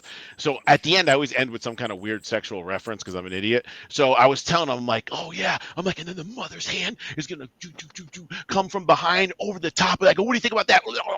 And I send a message like that. Am I lying, Jason? Not at all. That's exactly it, dude. And then he'll laugh, which is hard to get him to laugh. So he'll laugh a little bit. He's like, I kind of like that idea. So how long have you two worked together and known each other in this aspect or whatnot? 5 years? 6 okay. years? How long? Yeah, about 5. It was since we were making the first Vengeance. Yeah. What the hell got you guys linked? Well, we like we were talking about last time, we were working on the Mythos short, and then we didn't get the funding. We didn't have the crowd. We didn't have anything like that. And then we knew that there was this other film, Voorhees, that was being made. And there was this weird kind of competition going on that, people kept pitting us against each other. And I was like, I'm not in competition with anyone but myself, right? I don't care what they're making. I don't care what he's making. I just want to make our movie. Like, fuck everyone else. I don't care. And then, but we kept seeing Voorhees, the best and better and whatever, and Kane Hodder and, whatever. And then at some point we realized, oh, this is that big fucking Peter Anthony knucklehead who's putting all this stuff out there. And so at one point I was going through Facebook and I saw Peter post something about he's stepping away from Voorhees for some personal reasons or something like that. And then and I could tell it hit him hard because he's a big fan And so he seemed a little down. He's like, yeah, I'm stepping away, and it means a lot. And it's like, because Friday the 13th means so much, it means a lot that I'm stepping away too. And I could tell that like it hurt. So I just sat there with it for a while, and I was like, I don't know. He's really good at the marketing thing. He's getting people hyped up. We need an audience. So I went to our director and our producers, and I was like, hey, we got this guy, Peter Anthony. And like, no. And I was like, yeah, but listen, no, he's not on board anymore, but he's really good at marketing. He's good at getting people hyped up. He's good at, bringing people in. And we know he's a liability. We know he's like, a liability. He posts some questionable shit on his Facebook sometimes, all that stuff. And so I was like, all right, let's take a vote. And everyone's like, yeah, let's do it. I was like, okay, take a vote. Because if this shit goes sideways, I don't want it to be on me. And they're like, all right. So everyone said, yeah, let's do it. Did anybody vote no? Anybody vote no? I don't think so. Good. I don't think so. Jason, but yeah, he came up with the idea. Say no. Yeah. So we all said yes and brought Peter on. And I messaged him. I was like, hey man, I'm really sorry. I know that you're a big fan and you're on this other film and whatever, but I know that means a lot to you and stuff. And I said, and we're, if you do want to be on a film still and still have that dream that you say you've lost, we welcome you in, and you can help us. And so that, and he said, yeah. I have the message. I thought I deleted it, but I actually screenshotted it and saved it in my iCloud. And then I remember saying to you, Jason, I go, well, who's the marketing team? You're like, me and you. Remember? Yeah. You're like, me and you. I'm like, fuck it, let's go. And that's how it started. That's all. Yeah. I love that. And then Steve Dash was supposed to be in the prisoner scene, but his health was really bad. So when I called him to give him that part, he's like, I can't be outside in Seattle in March. It's freezing. So then Jason came up with that great idea to go there. So there was a spot open for the prisoner. They gave me the prisoner, and it just kind of went from there. Well, your spot was going to go to Kane. I'm sorry, Kane. That's right. And I had this. Ask Jason. I made this entire video for Kane, and I had like diagrams and drawings and all kinds of shit about how awesome it was going to be. But he won't do a non-SAG film, so that's what it was. Yeah. And then I know Jules went and saw him too, and was like trying to get Steve in there. And I finally was like, well, why don't we just, if you can't come to us, we'll come to you. We'll go to Florida and film you there. Or if you're going to a convention, then maybe what we'll do is just meet you at the convention, film in a hotel room or something. And he's like, really, you'd fly out here? Like, it means that much to you that you'd come to me? Like, fuck yeah. You're Steve Dash. You're the, exactly. You're the Jason, the real Jason. So anyway, we did that. And you flew out also, like within 6 months to CJ's and with 1 year for sure. Within a few months. Yeah. It was both their places. Yeah. So I'm glad I asked. And then when he got to CJ Marco'd me, and he's like, "What's up with this Mr. T starter kit? These tattoos on Brooks' arm over here, remember?" Yeah, he was messing with you. Yeah, he likes to. He always likes to mess with me and talk about how his arms are bigger than mine, and I'll tell him how I'm, an inch or two taller than him. Yeah. So, dude, yeah, Ruby posted a video of him from a year or two ago doing 405 for like 3. And he's like, what, 66 years old, 65 years old? Yeah. He's a big man. Yeah. Dude, when we were shoving each other against the wall in that church, at the end when I'm slamming him against the wall and he's yelling at me, after we yelled cut, everyone come running inside the church saying, "Oh my God, the whole church is like shaking when you're slamming CJ against the wall." Jeez. Like they felt like it was going to come knocking over. We're going to come through that wall or something. It was like, it's like 2 bears wrestling inside there. It's 500 pounds. Put them together. Yeah. No. And CJ was hurt. CJ, I remember him telling you, Jason, he's like, I could do anything. I just can't bend over. His knee was so bad, he ended up getting his knee replaced. Like weeks after. Yeah. So he didn't want to miss it. So cool. So cool. Yeah. It really is. When's the next time you guys working on something? Together, yeah. Right now, we're working on a lot of shit. I'm going to be in Seattle in 12 days with Jason. All right, listen, guys. Across the country. I'm going to ask you guys a favor on the live. And, this could be a beneficial thing for all of us. When you guys are doing your new horror stuff, can you just come on here and come on for an interview? Let the world know. Man. I love doing this. And actually, I was talking about this earlier on the live. My Thursday shows, like after this whole Friday the 13th thing and the next thing I got going on, are going to be dedicated to like indie/fan films. So as long as I have enough conversation and stuff to review and talk about, that's what my Thursday show is going to be. And then my Tuesday show is going to be just how I do regular movie reviews and all that stuff. So I Yeah. want you guys to be a part of that And rotation. if you can't tell, we're kind of fans. And we've always got something to say, you know, whatever it is. We talk about shit all day long. We don't shut up.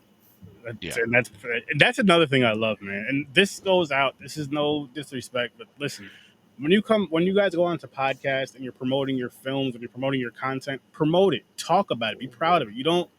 It should be to the point where you're damn near taking over the episode and talking through the whole episode, so people know where the fuck to find you, what your face looks like, what your stuff looks like. That's why I ask you independent creators to come on here, so you can be heard and seen. I want that for you more than anything in this world.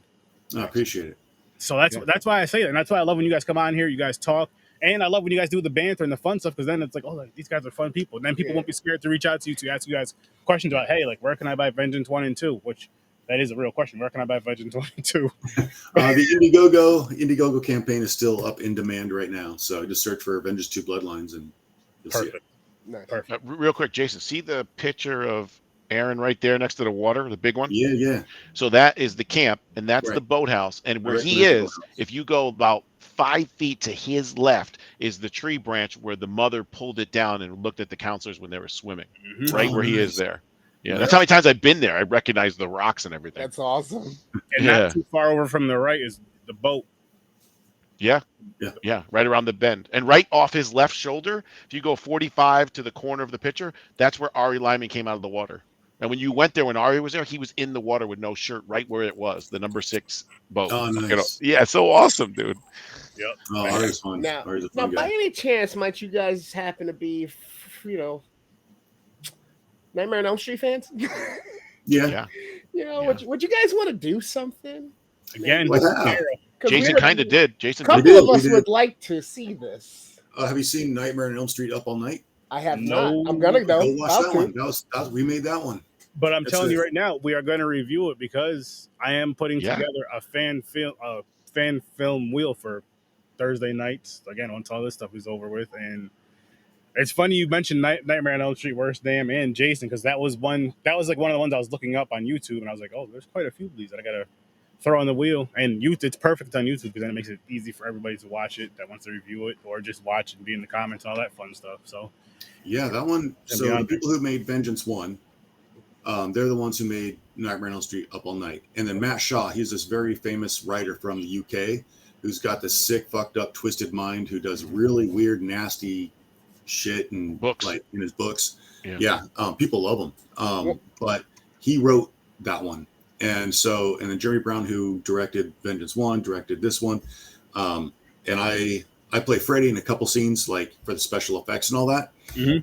And then I make an appearance as Louis in the beginning Louis. in a bar, and then also I make a little appearance at the end. There's 2 versions out there. There's the original, and then there's the director's cut. The director's cut, after it was out, the director, he wanted to remove a bunch of scenes, so that one's a little bit shorter, more concise. But I think the more fun one is the original. I didn't even know he made a director's cut. Yeah, that's the one we So, want to see. That's you know all the appearances that happen. No, at the you want to end. see the non-director's cut. That one's Yeah. the longer, better one. Believe it or not. whatever one's the right one. I'll Whatever give one's it to the you. better You I'll can watch send it to both. you. You can I'll watch both. them both. Fuck it, yeah. And I'm supposed to be in the film. I think I backed it like You are. $20, but I You are. couldn't be in it. But so they took a picture of me, and right outside the women's bathroom it says "Beware." This guy's a sexual offender. I'm just sitting there all stupid in a picture. You'll see it. We made that one. Mick Strawn. Mick Strawn is a production designer, an artistic director for Nightmare on Elm Street 3 and 4 and Blade and Leatherface, like the original Fantastic Four, all that, Mortal Kombat, and he being working on Nightmare on Elm Street 3 and 4, he came and helped us do this one. And so he was our production designer there, and he helped us create some of these dream sequence things. That's where I learned a lot of my effects and set design, production design stuff was from him. So he's kind of my mentor. And but he had me do all the special effects on that one. Well, So we're gonna have to watch that one, and we're gonna have to It's- get a little conversation going, Jason. Oh, It's Yeah. short though. What We is will. it, Jason? 30 minutes? that's 20 to 30 minutes. That's something- fine. That those are works. short. That's fine. That's fine. Good acting in it though. Good Conversation. acting. Yeah. We can create conversation out of it. I think it's safe to say you guys are a trusted pair for a lot of these sacred things that we I wouldn't say worry. trust. I don't know. You've earned mine. You've earned mine. Thank No, you, man. no, I appreciate that. I'm just playing with you. Thank you. I will say this though too, guys. Horror and non-horror. Let us know what you guys have out there that we can get to, that we can watch. Send it to us because we have a non-horror show called Popcorn and Pints where we review non-horror movies. And we do want to do indie stuff on there. Horror is just, well, you guys know horror is my baby. This is sturdy. So, but I mean, we want to show love across the whole indie community. It's not going to be just horror. Like over on Popcorn and Pints, any other genre. And I got mine called the Midnight Matinee, so we're always looking to expand as far as the scope of it. You know what I mean? Yeah, Jason, your robot movie is going to fall into that. Oh yeah, we got the Robot Middle Kingdom. That one's a fun one. Him 3 Geeks podcast. So even if you did non-horror, you got 3 shows with non-horror just with us, between us 3. And then with horror, I mean, you still have 3 shows between us 3, I believe. Actually, I do anything. So yeah. So again, beautiful. Hit us up. We love doing this. We love connecting. We love we do podcasts, so we need to create content somehow. So you're helping us in a big way too. I'm not gonna lie. Seriously though, it's just the indie community. I feel like we need to stick together because I agree. Shit. Push each other and all that other stuff. Before you guys had logged off the other day, I was literally in the middle of saying that I think the tides are finally turning, and it's gonna be your guys' time and our time because of the direction everything has been going and is continuing to go. So it's only a matter of time. This writer strike right now shows even more evident to that, right? Everything's changing. The whole landscape is changing. A creator is going to be what's kind of the next thing. You know what I mean? It's not going to be just about the actors and actresses that are the big names that are getting all the notoriety. We're going to be looking at the people behind the camera a lot more now. Mm-hmm. Yeah, good point. Jason's got his little dog Choppy right there. That was in Vengeance too. Hey, yeah, great acting. Yeah, he grunts a lot like a pig, so all these noises. I like it. Oh, he decided to bring his own noise too. Look at that. That's dedication right there. Hey, burritos. He's a husky little boy. We got him fixed, and he just decided to sit on his ass all day and gain weight. Hey, Jason, what does he eat? Avocados and pickles? What was it?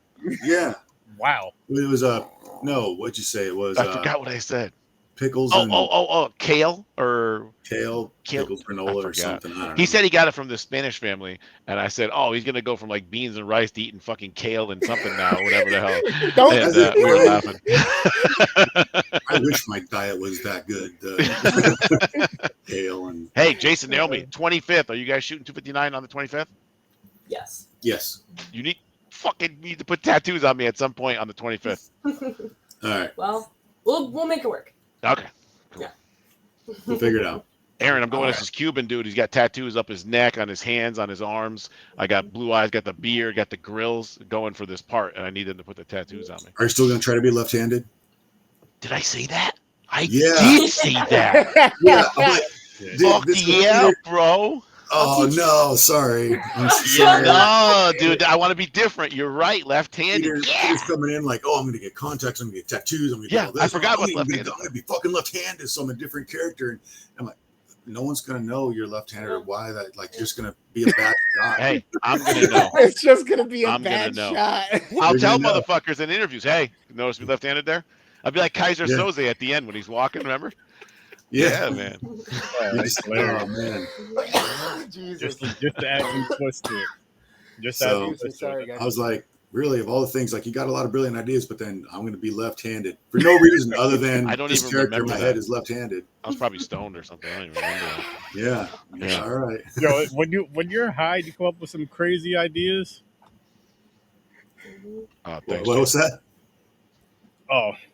When you're high and you come up with them crazy ass ideas that you think are amazing, and you either forget them or your one friend reminds you, you're like, yo, what the hell was I talking about? What was I thinking? Something tells me Jason's kind of learned to kind of let it ride and kind of let it go and hope that when time passes, it just gets forgotten about. Oh, he like 90% of the shit I say, he does that. Yeah, for real. Right, okay, we'll see what he says next time, and if it's again, do you remember that time I was telling you I got to record on Marco Polo? I delete every record in the world. I delete every text message. I delete every message ever. Except I don't have except these fucked up videos where I'm taunting you, busting your balls. I got all those. Yeah, and I misremember things. Like, all right, so tell me if I'm wrong on this. Didn't I come up with the term bloodlines? No. See, I fucking think I was just thinking before. I'm like, I could have sworn I said bloodlines because it's Jarvis and it's Voorhees Bloodlines. That's the name. But I knew if I brought it up to him, he said no, that wasn't you. No, I had that name for forever. I knew that's what it was going to be. Damn fucking place. I came up with Roseblood too. No, you didn't come up with Roseblood. Well, that's it, guys. We got to re-question him all over again. We don't know how'd you what come he up said with was Roseblood? I true said or the new not. blood is rose. Start the interview over. No, that was my thing. Remember how you were talking about because you were you had something else, and I was like, but dude, it's like rose and new blood. You call it Roseblood, you're like, go figure Marco Polo's. I bet it's in there, dude. I'll have to go I back. don't know, dude. He smokes a lot of that green. I'm more on the uppers. I don't know, dude. You guys remember Choppy in the movie? Oh, yeah. Hey, man. Yeah. Can you remove that? If you're gonna let yourself think that fast, you gotta at least remember which ones you land on. We always forget. I don't forget. We talk That's so why much. Rick think is so slow. Nope. Yep. Yeah. We know that one was ours. Yeah, we go back and forth with ideas so much. Like we'll have a seed, and I'll go say something, and Peter will enhance that, which will make me think of something, and I say, this, which enhances that, and then go back and forth. So we're really a good team. Yeah, it's a collaborative process. You guys are open to ideas. There's nothing wrong with that at all. Would you guys be open to doing a paranormal type of film? No. Ooh. I'm just kidding. No, absolutely, 100%. I would love to see that. I would love to see. I'm not a paranormal guy. I mean, I like watching, but I don't know if I'd ever make one. More slasher. I would. I just don't believe in it so much. So even though I love Conjuring, I love all that. So I don't know. No, I would do it because I'd want to do something different, and try to see if I can make something fun or, I don't know, see if I can do something different that's been done. Yeah. And we're trying to add some of that to 259. We're trying to come up with some ideas for that too. So nice. More of a demon possession movie, but for some reason the movie Interstellar popped in my head. But if you twist that into a horror movie, where in those in between dimensions, there's so many things that are like coming at him that you're not used to encountering in our realm or whatnot. You know what I mean? Like that just seems like to me a good play on things because you can play with still having light in some spots, having super dark, getting creative with the creatures. Go ahead, write it down. It's cool. Go. Let it run. You guys are the capable ones. I just got a camera. Like, yeah. Go. I can see how you do it. So, like, when they were in that fifth dimension, like pushing the books and shit, you could like be part of another murder that you're a weapon or something. I get what you're saying. Yeah. We do. Yeah. We have for 259. There is that spot because 259, 3 o'clock being the witching hour. The idea behind it is that there is a space and time for demons to travel, and then when it gets passed between people through touch and everything. So there is this what we call infinite darkness space that they traverse in and have some experiences in. Yep. I'm watching that. That is a lot like what you're talking about. So yeah, I'm watching that. Let me know. I'm watching that. Watching it. We're gonna review it on here. And probably other shows. Yeah, absolutely. I can't wait, man. I can't wait to see more of your guys' work because you guys do some dope stuff. You guys do some really dope stuff, and I can tell you guys have a passion for it. I can tell you guys really have, because you're doing it for one, like you're doing it. Oh yeah, they got like 15 projects they're doing right now. Wow. Yeah, that's a lot. Wow. We have a lot. Mm-hmm. That is. We got like 7 bodies in the other room right now that we're building. Yep. Yeah. All right. So before we start I gotta ask this question then. So for anybody who could be like us at this moment in time where we're feeling that vibration, we're feeling that inspiration, and we feel like we got to get moving, what would be your, I guess, maybe like first 3 steps to point people in the right direction to actually get their foot into this world and into this door? You can go first, Jason. All right. I'd say find local filmmakers, get on Facebook, get on whatever, and start networking, and get on a set and lug some coffee around, do anything, just offer to help to be a PA, and work your butt off. And then just be there, be present, and be available. Be a good person. Don't be a dick. Don't be better than anyone. Don't have an ego. There's room for everyone. Mhm. And so I think that getting out there, and making friends and connections, someone's going to want to hear your idea, and someone's going to want to make that. Someone is a really good filmmaker. They got a camera, they got lights, they got all the equipment, they got a team. They can't write for shit, and they're waiting for that person with that direction and that vision. Some people out there can write, but they don't have that person with the fucking camera. So they need someone, to help them. And then the cameraman doesn't know lighting. So it's just, you got to find those people who work together, get to be a part of that and get in that network. And, and then you can start evolving from there. And I think that's just the biggest thing is be a good person and network. Now we know that money rules the world, and it's important to any facet of anything you want to try to do. That can always be a limiting factor, but we always got to start out with either nothing or bare minimum as much as we have, or we can resource from friends, family, or renting, whatever you can figure out to make it work to get your shit done. But what do you say then to somebody who's like always saying that to themselves and repeating that, I can't do it because I need money. I can't do it because I need this. I can't do it because I need that. I'd say change your mindset and say, I can do it when I get this. If you keep saying I can't, you're just telling yourself you can't, right? So manifest that shit and make it happen, and then find it. And then if you have an idea, get out in your backyard with your iPhone and go make your video and just keep practicing and doing it until you get it.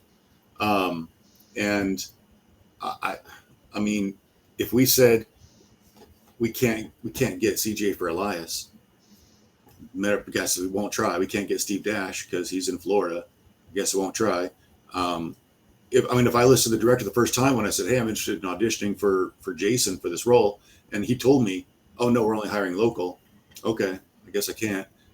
I went back and I gave him a video anyway, and I said, well, here's what I am. Here's what I can do. Here's my size. Here's my movements, and I got the role.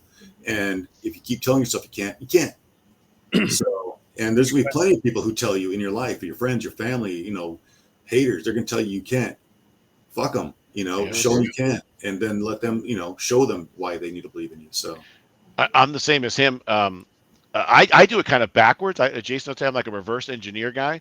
I'll just say for me, it's so what's my strength? Passion, right? So I write the script and then or get part of the script or the idea, and then I just sell it to everybody else who's better than me. So Jason and Sean and Cody and so on and so forth. But I mean, so worst damn, I'm a Jason fan of nowhere.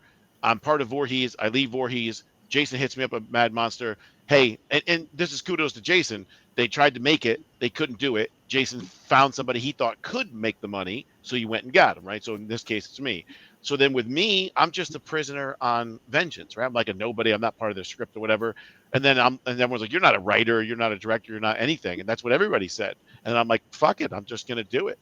And then I did it, showed it to Jason. He liked it. Went to this guy, this person, went to Laura, went to Terry. It literally started out of like an idea sitting here in this chair. But you have to have the vision and the passion. Do something every day towards it. Write something one day. Go after somebody else. And the other thing too is you could ask, like we have like Brent and people on stage. When you have this passion and vision, you'll get people to do it for free. You'll get a lot of people to do stuff for free or for a low price just to help you out. I mean, we wouldn't be here if people didn't do that. That's awesome. That's awesome. Yeah. Sean, Sean's, I mean, we can't ever repay Sean. It's impossible. He's our producer. Yeah. That's all awesome. And that's one of the things, like, even with my young nephew, it always drives me crazy when somebody says they can't do something, because I had to learn the hard way all the time. Every time I can't do this, I can't do this. If I just fucking kept doing it long enough, I would get so good that the people that it made it look easy would be like, how the fuck are you this good at this point? You know what I mean? So it's just like, it's never a notion of you can't. It's just that you haven't tried it enough times. You haven't failed enough or got it right enough to know the difference between good and bad, so that you can make your judgment calls and do it and get your job done and complete it. You're always going to be limited by something at some point, but you can always find a workaround. That doesn't mean you can't do it. You can figure it out one way or another and get the same thing. Go look up a thing called the 100-hour rule. It's something I looked at. So if you spend 100 hours a year, 16 minutes a day towards your goal, that's more than 95% of other people do. So that's what I'm saying. Right? So write one day Go look at FX one day. Go talk to somebody about this one day. If you constantly do that, it'll start to come together. And all People those don't- little holes, you're like, how could I do that? Yep. You start talking to people. Like you call me, call Jason. How did you do this? How would you do that? And people just help you, and you'll figure it out. People don't realize how quickly some of those small incremental times compound and lead you towards your Yep. 10,000 hour of mastery. You know what I mean? Your They're mind so opens. distracted by they're so distracted by just Yeah. the roadblock they hit, or okay, so shift a little bit, take a break, go try something different, change your scenery for a second, go for a walk, come back, reset, Yeah. try it again with another lens. You know what I mean? Yeah. Mhm. Me and Jason must have, no joke, had 1,000 ideas that we haven't used. Mhm. So you can look at it like 98% of the time we're failing, but it led to the ones that worked. Yeah, exactly. Yeah. Exactly. I love it. Thank Yeah. you, guys. Yeah, hell yeah. Greatly appreciate it. Both of these films, both of you guys coming on. All three of you coming on for this episode and for the first episode. And we'd love to have you guys on again. And I'm serious when I say when you guys get your movies out, when you guys need promo and all that stuff, hit us up because we love doing stuff. Like it's another reason why I started doing these podcasts. It wasn't only just to review movies, but to connect with other horror fans. And then when I learned about indie films, I'm like, I definitely want to connect with the indie scene and help any way I can, even if it's not always financially. I can't always get it. I can't always get it. I do try my best, but just having you guys come on, it means the world to me. And then, it helps somewhat. I hope for you guys to get some movies out there. Even if it's just 2 more people out there, it helps in a way, and it goes in the conversation. Word spreads, and so definitely hit us up. Hit us up first, shit. Because when I say I'll have you guys on, Peter knows I'll have you guys on. There's no bullshit about it. It's, hey, look, can you come on this day? Let's go. Yeah. So Thank you so for much. anybody else out there in the independent world or whatnot, in fan filmmaking, if you're a creator or whatnot, would you guys recommend us as a safe place, as a place to come and be embraced and display your creativity and your craft? Yeah, man, look at you. You're a super fan. You're super excited. Right. You were jumping up, giving a standing Hell ovation. yeah. You're smiling ear to ear. You're man. super energy, high energy. You're my kind of guy, bro. Real Yeah. recognizes real, homie. Yeah. That's definitely a Latin connection right there. Yeah. Make you some rice and beans, son. Hell yeah, I just had some gandules. Yeah. Some arroz con pollo yesterday. Yeah. Nah, but it's a great time. I appreciate you guys for sure. I'm Hell yeah. I'm so happy that Sturdy allows me in on stuff like this, because these are opportunities that I never take for granted, and I make sure, and I'm not just mental noting. As soon as I'm done, the notepad is right here next to me, and I'm making sure I get these down, because tomorrow's a new day, and I can always refer back to the shit that I can't get done right now. I can apply it tomorrow. So And ask us anything you have a question on. Ask us, because I mean, appreciate that. because you're just gonna get better. Like me asking Jason effects, or when you're not good at something, just ask somebody you think is better. I think. Yeah, That's it. Absolutely. Yeah. I do want to ask you guys really quick. I try to ask everyone, what was your favorite kill in Vengeance 2? Do I get to answer that too? Yeah. They go first. Baller. I love the campfire kill. I loved that. Which one? And when you're laying the top over the fire, the campfire, Yeah. that Paul was just Taylor. like, I was like, oh shit. And I love the one that was it was on screen but off screen, because you seen the blood splatter on your mask. The axe throat kill. Oh yeah. The The blood first splatter one. on the mask and the blood dripping, and then the lighting of that was just fucking perfect. I was That like, was the first kill. Wyatt. oh my god, I don't think I've ever seen a better shot with the lighting and everything in one scene with the blood drip. That was fucking perfect. Kudos to whoever did. Kudos to everybody, because everybody had a part of that. Kudos to everybody who worked on that, because that was fucking phenomenal. It's crazy as I'm over here like thinking about it. I'm blinking literally from the traffic jam and the rock stars on the bus and all that. Yeah. I'm blinking and I'm seeing different kills and they're coming to me, but still one of the ones that sticks out the most to me is with the fucking scythe, swiping her in half after he hangs her up a little bit, and then you got the way you guys Darcy. stood on the body, sitting on the floor a little bit, and you hear her the gurgle a bit, like that helps that stick in my mind. But there's so many quick instances as I'm blinking. I see the neck snap, I see the stab through, I see him going after the girls in the car, then I see him walking off. Stop listening to him. Stop goddamn listening to him. I can't. Jesus Christ.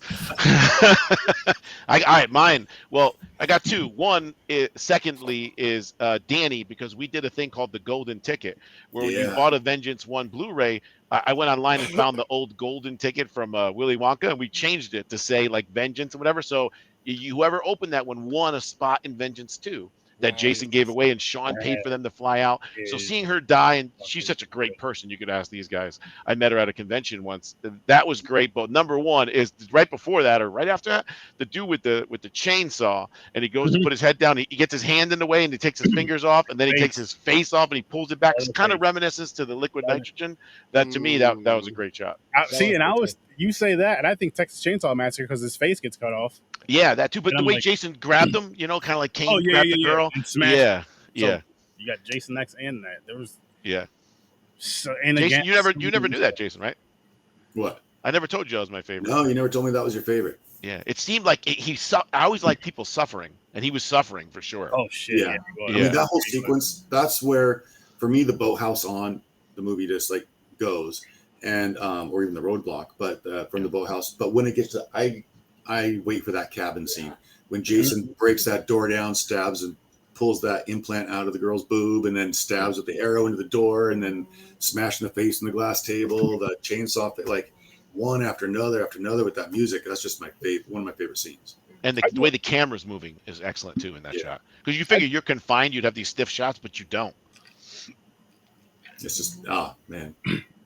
I do have one more question for you guys, and it's how do your family and friends are they fans of these films? Like honestly, fans of these films? How do they take them? And if they are horror fans, and if they're not horror fans, do they still watch them? So my mom, I mean, all the friends and family, everyone's watching it and supporting and liking. My mom was the one who called me up once when we were making the first Vengeance, and she's like, "So I just watched the very first Friday the 13th because we hadn't finished filming yet," and she's like, "I'm just wondering why you'd want to do this. It's just a bunch of sex and murder." I'm like, right, this is just, and so I was trying to explain, the whole idea about horror movies, and then I had her out on set for a few days, and she came out and she watched like on the first Vengeance, and with the pickaxe, when I slammed the girl down and I'm smashing her head over and over again, and blood spraying up everywhere. I smashed a watermelon with the pickaxe, and so we filled the watermelon with some blood and hair and everything. I'm scooping the hair out and just trying to make it look all gnarly. And then I got done with that scene. My mom was like, "That was so cool. I didn't realize it was a watermelon." Now she looks at movies differently, and she's like, "How did they do that? And how did they do?" And she has a different appreciation for it. Yep. And it still says I probably shouldn't have eaten before watching Vengeance 2, but it was still really good, and you did a great job. But it's awesome. She's supporting it 100%. And that's awesome. So my mom got me into horror. So when I was young, me and my mom, she used to make me watch all these a lot of who did it stuff. Like we used to watch Murder, She Wrote. And my mom was so good at figuring out the end 5 minutes in. She's like, so-and-so did it with This Is Why. And I'm like, what? How do you know that? And I kind of got that from her as I got older. So she always got me into scary movies. I would go see scary movies with her, but she wasn't like a crazy horror person like we were. But then, like Jason could tell you, when we had the premiere, man, they were so proud of me. It was such a great feeling. So you'll see it in the behind the scenes too. Like they were just so happy that I did something that I loved growing up as. So they worked like 90 hours a week, 2 jobs their whole lives. So they never really had the time that we have now. So, but to see them proud of me doing what I did was great. So they're like behind me. My dad is now a producer on Laugh, my new film. So I just signed a contract with him. Yeah. That's nice. I said, Dad, I'm gonna make you a Thomas William Dorsey logo, and you're gonna be a producer. He's like, "Oh, that's great. Where do I sign?" I'm like, "Oh, right here." Yeah, give me the money. Give me the money. Dude, we were signing stuff at the Connecticut Horror Con, and Peter's dad was there. And the dude is like so full of life. He's like hilarious, walking around. He's like picking up chicks and costume people, and all these people are taking pictures with him because they think he's someone famous because of his vision. Yeah. It was crazy. We were like, dude, we need some. Get it from. My energy awesome. From him. We were like, we need some page protectors. Remember, Jason? We need this. Oh yeah, aisle 3, Joey. My dad just got there an hour before. Yeah, Joey's got him down there at aisle 3, whatever. And he's making our photographer follow him while he goes around the con and take pictures of people in outfits. He's just like a real lovable, high energy guy.